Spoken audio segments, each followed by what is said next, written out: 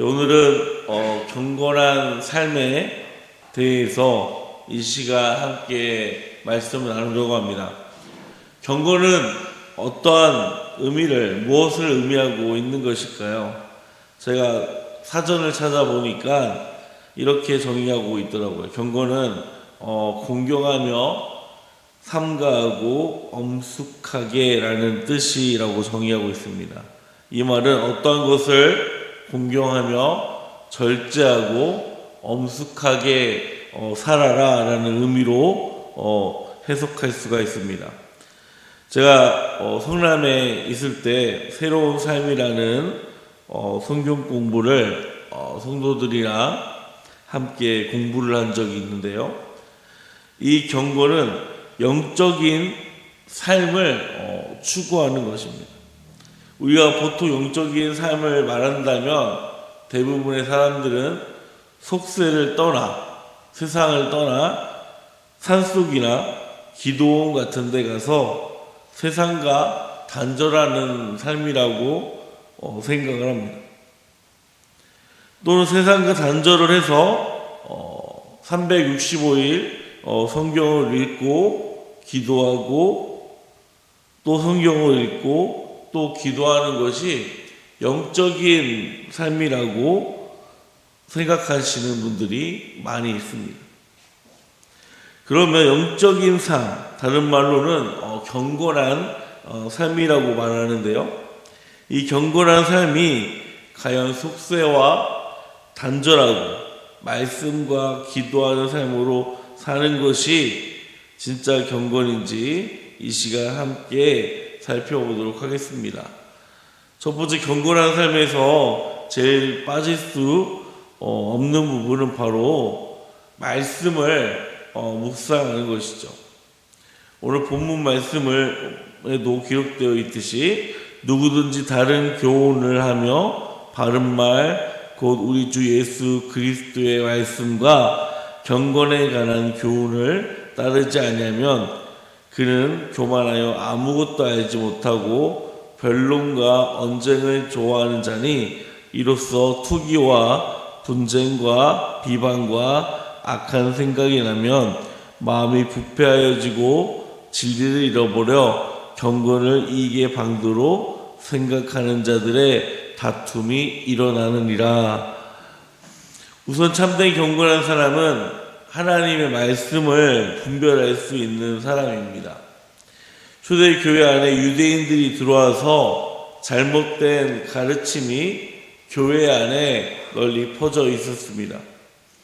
갈라디아서도 그렇고 디모데전서도 그렇고 바울 서신들을 공통적으로 살펴보면 이방인 교회 안에 유대인들이 거쳐가면서 잘못된 말씀을 퍼뜨리고 있었습니다. 물론 그것들이 유대인들에게 허용되는 말씀일 수도 있었겠지만 대부분 바울 서신에 나오는 교회들은 대부분 유대인들이 아니라 이방인들이었고 유대 문화의 전통에서 자라온 사람들이 아니었습니다. 그래서 바울은 율법에서 강조하는 행함보다 믿음에 대한 강조를 하게 되는 것입니다. 우선 본문을 살펴보기 전에 우리가 디모데전서 1장 3절에서 5절 말씀을 우리가 함께 봉독하도록 하겠습니다. 디모데전서 1장 3절에서 5절 말씀입니다.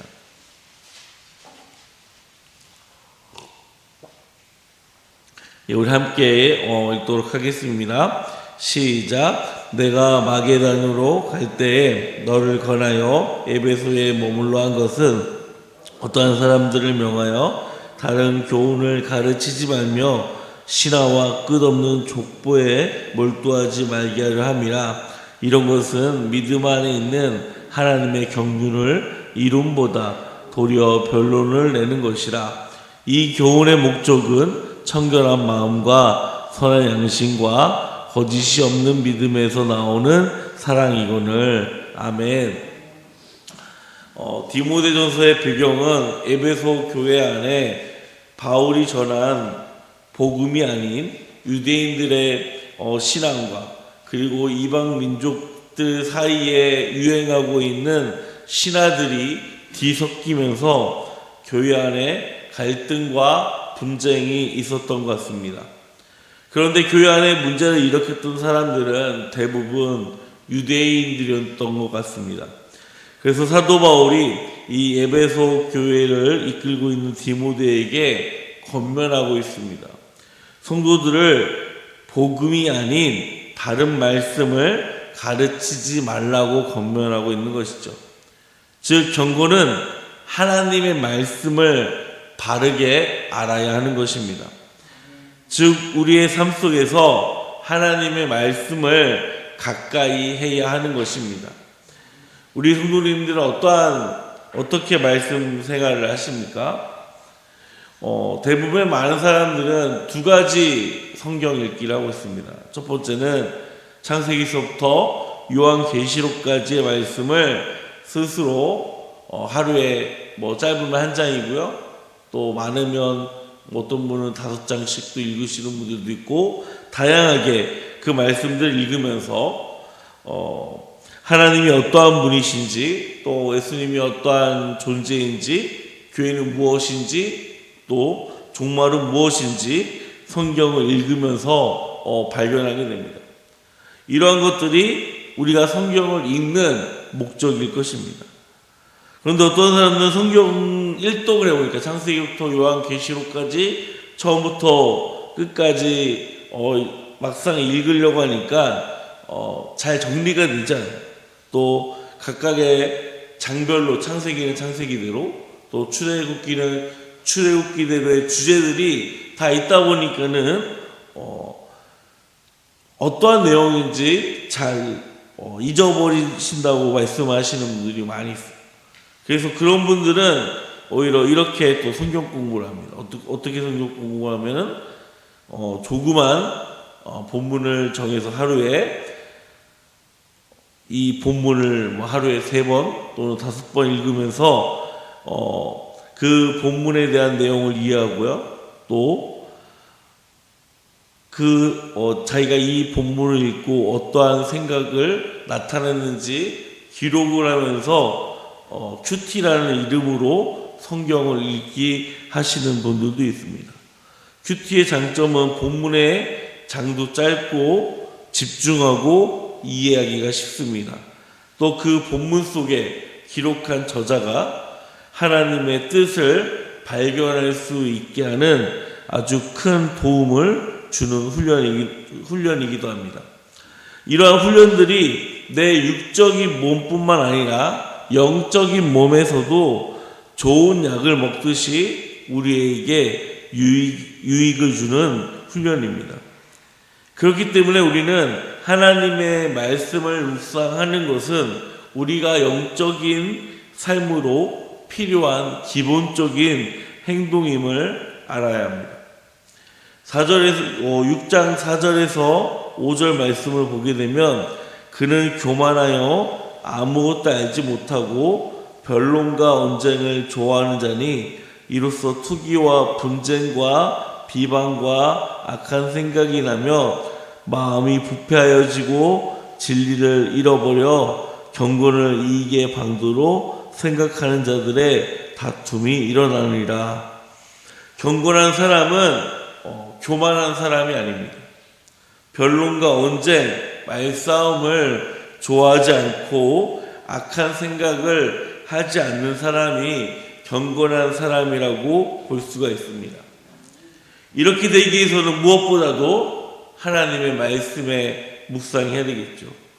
그리고 그 안에서 하나님의 뜻이 무엇인지 또 하나님의 사람들은 어떻게 살아가야 하는지 말씀 속에서 우리가 구체적으로 찾을 수가 있습니다. 예를 들자면 우리가 읽은 이 디모데전서 6장 4절에서 5절은 그리스도의 복음으로부터 나온 것이 아니기 때문에 이러한 악한 부분들이 일어나는 것이다 라고 설명하고 있는 것입니다. 즉 교만하고 변론과 언쟁을 좋아하고 투기와 분쟁과 비방과 악한 생각과 마음이 부패하여 다툼이 일어나는 행동들은 과연 하나님이 원하시는 행동일까요? 바울은 이것이 틀렸음을 강조하고 있는 것입니다.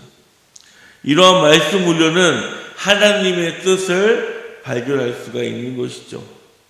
하나님의 자녀의 우리가 속세를 떠나거나 산속에서 혼자 고립되면서 살아가는 것이 아니라 우리가 이 세상에서 어떻게 살아가야 하는지를 가르쳐주고 있는 것입니다.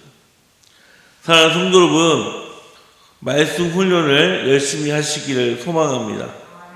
그래서 하나님의 말씀대로 하나님의 뜻대로 살아가시는 저와 우리의 성도님들이 되시기를 주님의 이름으로 축원합니다.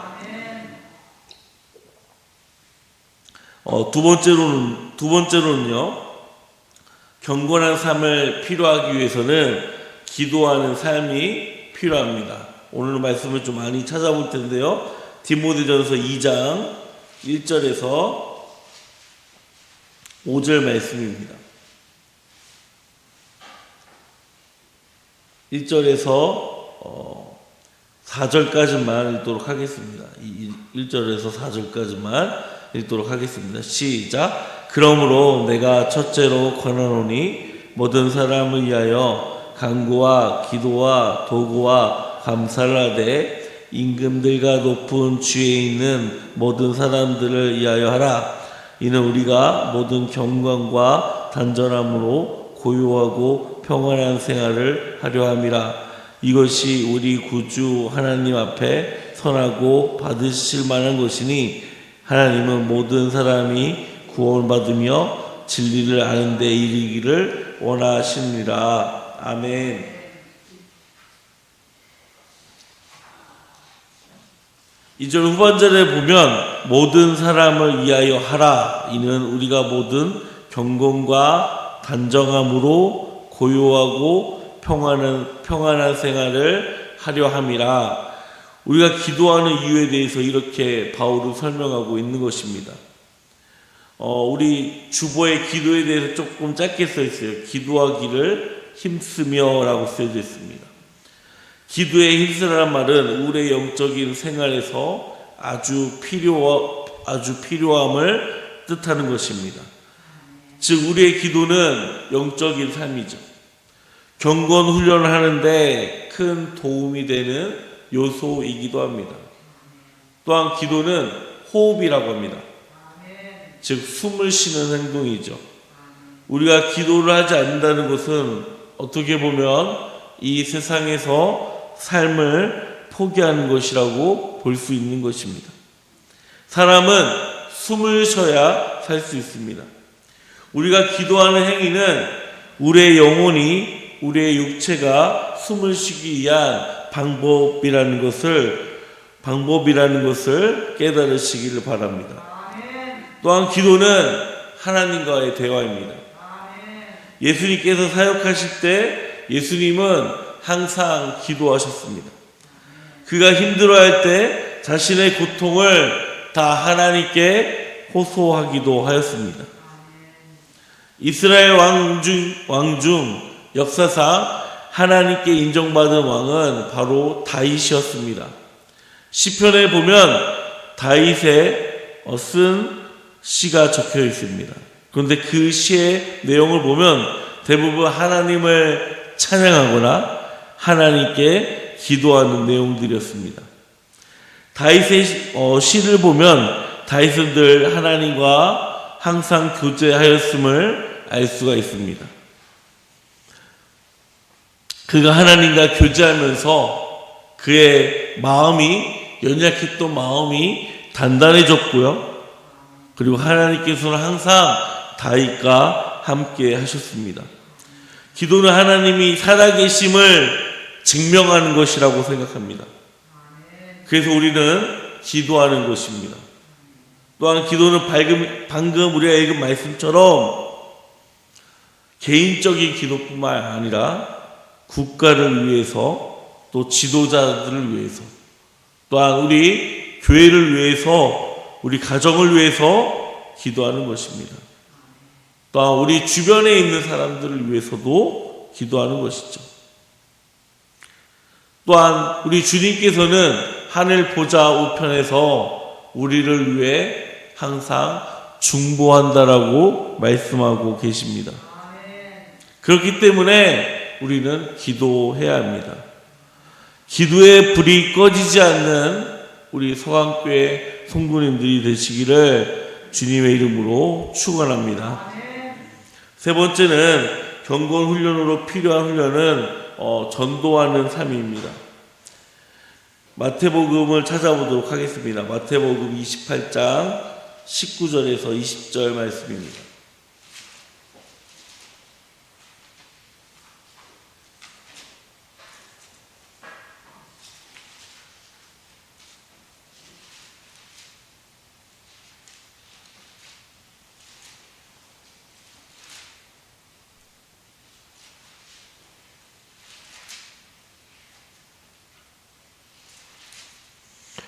우리 함께 읽도록 하겠습니다. 28장 19절에서 20절 말씀입니다. 시작. 그러므로 너희는 가서 모든 민족을 제자로 삼아 아버지와 아들과 성령의 이름으로 세례를 베풀고 내가 너에게 분부한 모든 것을 가르쳐 지키게 하라. 볼지어다 내가 세상 끝날까지 너희와 항상 함께 있으리라 하시니라. 아멘. 우리 한 구절 또 찾아보도록 하겠습니다. 사도행전 1장 8절 말씀입니다. 우리가 너무나도 잘 알고 있는 말씀이죠. 1장 8절 말씀입니다. 함께 읽도록 하겠습니다. 오직 성령이 너에게 임하시며 너희가 권능을 받고 예루살렘과 온 유대와 사마리아와 땅끝까지 이르러 내 증인이 되리라 하시니라. 아멘. 이 말씀에는 공통적인 상황이 있습니다. 우리가 방금 읽었던 마태복음 28장 19절에서 20절 말씀과 사도행전 1장 8절은 공통적인 상황이 있습니다. 그것은 바로 예수님이 이 땅에서 마지막으로 말씀하신 유언과 같은 중요한 말씀입니다. 예수님께서 이 땅에 계실 때 마지막 말씀이시기 때문에 그만큼 그 어떠한 말씀보다도 더 중요합니다. 이것은 주님께서 교회에게 교회의 존재에 대한 목적이라고 말할 수가 있습니다. 많은 분들이 교회하면은 예배하는 장소, 말씀을 듣는 장소로 여깁니다. 또 어떤 분들은 교회를 성전이라고 말씀하시는 분들도 있습니다. 그러나 교회는 장소가 아닙니다. 건물이 아닙니다. 교회를 그리스어로 에클레시아라고 부릅니다. 이 단어는 불러 모인 사람들 또는 불러 모인 공동체라는 뜻을 가지고 있어요. 즉 모임이라는 뜻을 가지고 있습니다. 즉 건물이 아니라 교회는 사람을 말하는 것입니다. 다시 말해서 예수 그리스도를 따르는 사람들의 모임이라는 뜻을 가지고 있습니다. 즉 저와 여러분들은 교회라는 공동체인 것입니다. 이것이 바로 에클레시아라고 합니다. 신약에서도 성전이라는 단어가 나옵니다. 고린도전서 3장 16절에서 17절 말씀을 보게 되면 너희는 너희가 하나님의 성전인 것과 하나님의 성령이 너희 안에 계시는 것을 알지 못하느냐. 누구든지 하나님의 성전을 더럽히면 하나님이 그 사람을 멸하리라. 하나님의 성전은 거룩하니 너희도 그러하니라. 아멘. 16절에 너희가 하나님의 성전인 것과 또 하나님의 성령이 너희 안에 계신다라고 기록하고 있어요. 구약시대의 성전은 건물이었습니다. 그리고 하나님이 임재하시는 장소였죠. 그런데 예수님께서 율법을 완성하시고 나서 저와 여러분들이 성전이 되었습니다. 성전에는 누가 임한다고 하셨죠? 바로 성령께서 하나님이 임하신다고 하셨습니다. 성전이 저와 여러분이라고 말씀을 방금 드렸는데요. 그 성전 안에 성령님께서 함께하는 것입니다. 그러므로 교회는 하나님이 임하시는 곳이고요. 그 교회는 이곳에 모인 여러분들을 말하는 것입니다. 그런데 예수님께서 교회에게, 즉 저와 여러분에게 말씀하셨어요. 마태복음 28장 19절에서 20절에 그러므로 너희는 가서 모든 민족을 제자로 삼아 아버지와 아들과 성령의 이름으로 세례를 베풀고 내가 너에게 분부한 모든 것을 가르쳐 지키게 하라. 볼지어라 내가 세상 끝날까지 너희와 항상 함께 있으리라 하시니라. 아멘. 예수님께서 교회에게 무슨 말씀을 하셨나요? 모든 민족을 제자로 삼아 삼위일체 하나님의 이름으로 세례를 베풀고 내가 너희에게 가르친 모든 것을 지키게 하라. 그리고 내가 교회와 우리와 함께 하겠다라고 말씀하고 계십니다. 오늘날 이것을 무엇이라고 부릅니까? 바로 전도라고 말합니다.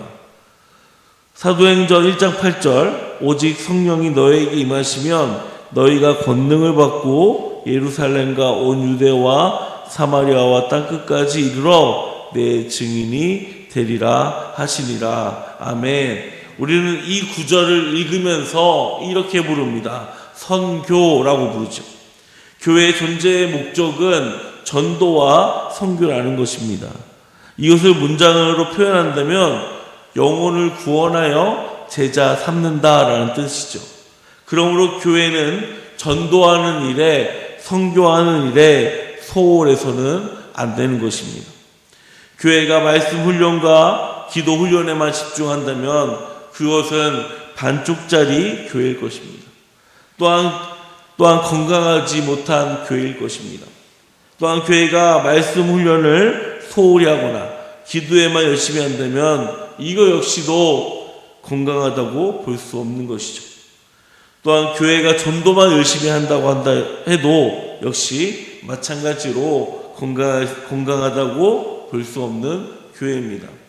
즉 경건한 삶은요, 우리 삶 속에서 말씀 묵상하는 삶, 기도하는 삶, 그리고 전도와 선교하는 삶이 바로 영적인 삶이며 경건한 삶이라는 것을 오늘 말씀을 통해서 우리는 배우게 됩니다. 사랑하는 성도 여러분, 경건한 삶을 통해서 더욱더 저와 여러분들이 영적으로 건강해지시기를 소망합니다.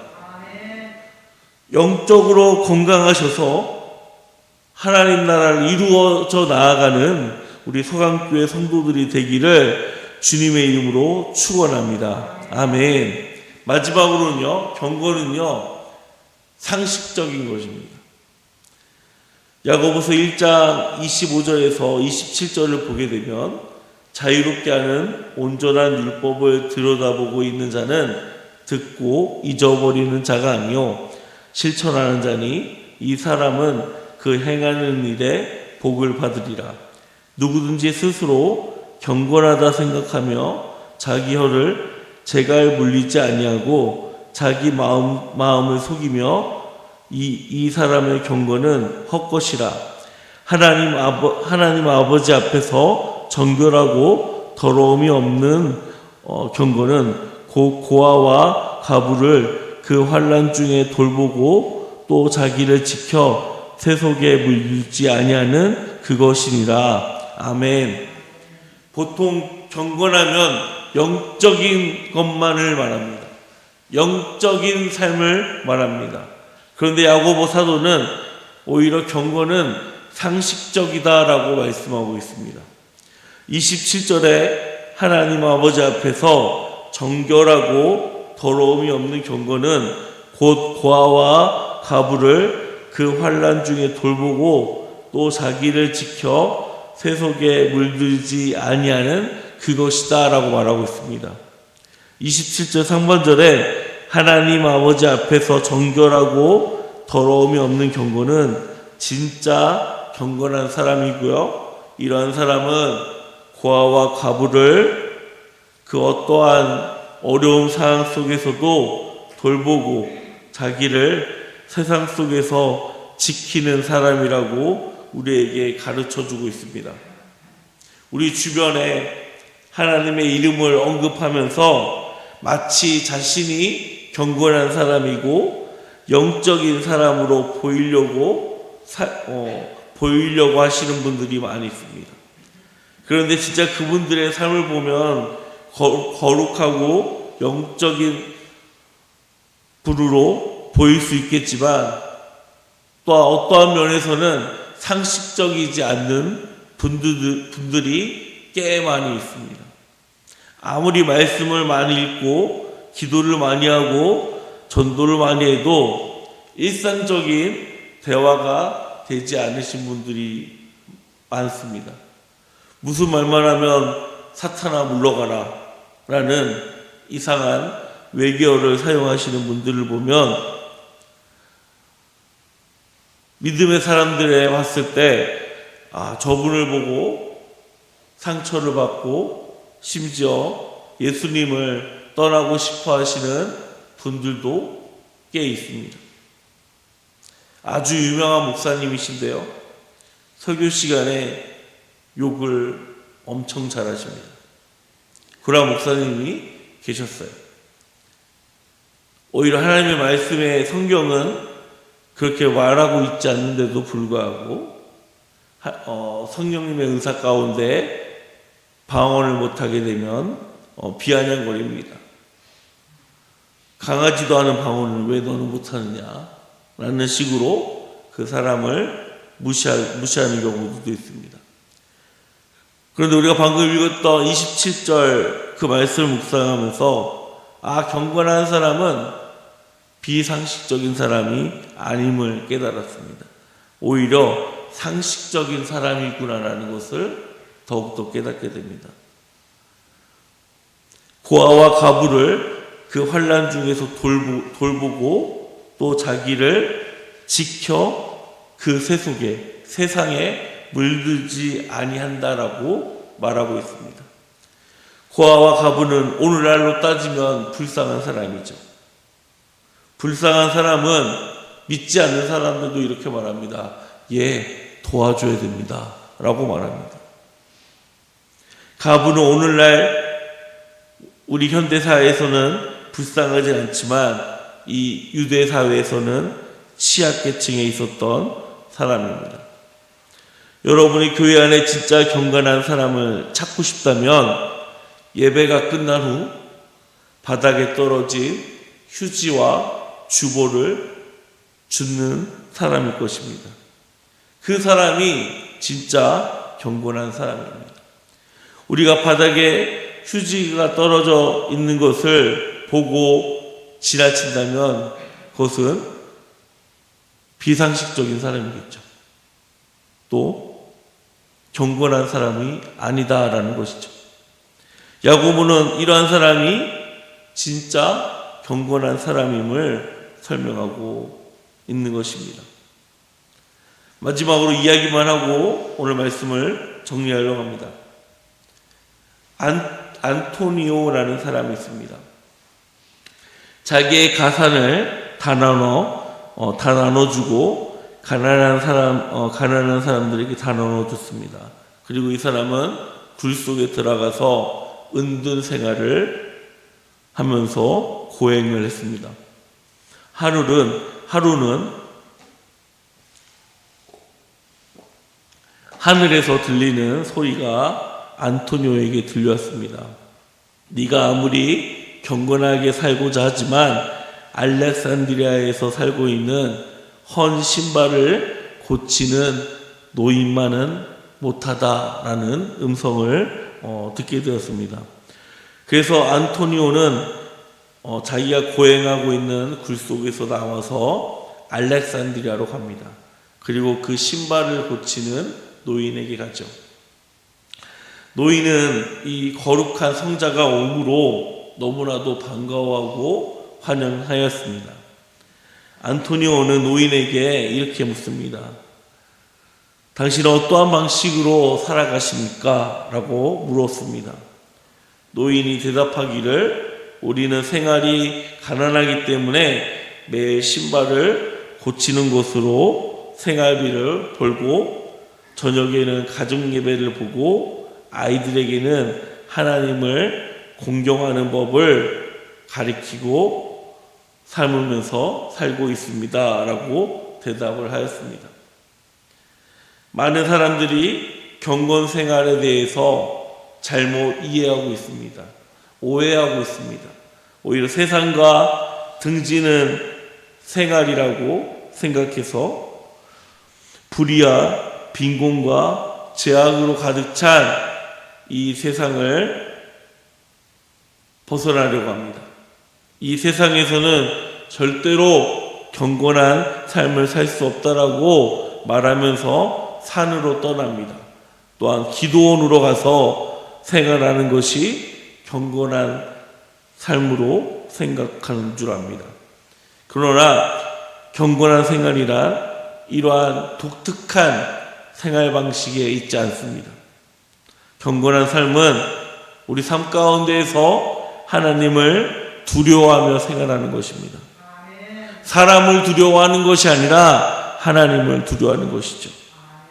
그리고 하나님을 두려워하기 때문에 우리가 의를 행하고 선을 행하는 삶이 바로 경건 생활입니다. 하나님을 두려워하면서 불의한 생활을 할 수가 없습니다. 또 하나님의 말씀은 묵상을 소홀히 할 수 없습니다. 또 하나님과의 대화, 기도를 소홀히 할 수 없습니다. 또 우리 삶 가운데 죽어가는 영혼들을 보고 그냥 지켜만 볼 수는 없는 것입니다. 오늘 이 말씀을 통해서 여러분들 마음에 새기기를 소망합니다. 경건한 삶은요, 첫 번째는 말씀 묵상이고요. 두 번째는 기도하는 것이고, 세 번째는 영혼을 구원하는 것이고요. 마지막 네 번째는 상식적인 삶을 살아가는 것입니다. 이러한 삶을 살아가시는 저와 우리 성도님들이 되시기를 주님의 이름으로 소망합니다. 기도하겠습니다.